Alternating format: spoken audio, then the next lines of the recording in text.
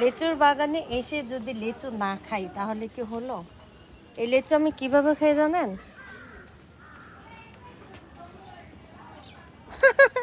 ছুটে না তো, এটা মনে হয় কাঁচা পড়ছে।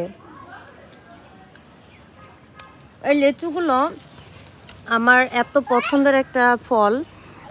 সব ফল আমার খুব একটা পছন্দ না, যেমন আম আমি খুব একটা পছন্দ করি না, খুব একটা খাইও না।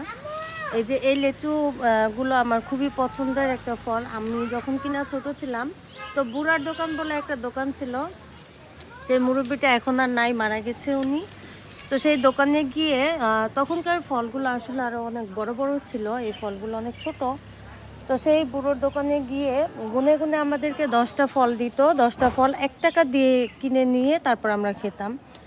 তো সেই ছোটোবেলার কথাটা আসলে মনে পড়ে গেল যে 10 টাকা, 1 টাকা দিয়ে 10টা ফল আমরা কিনে খেয়েছি, তাহলে এখানে কত টাকার ফল আছে চিন্তা করা যায়।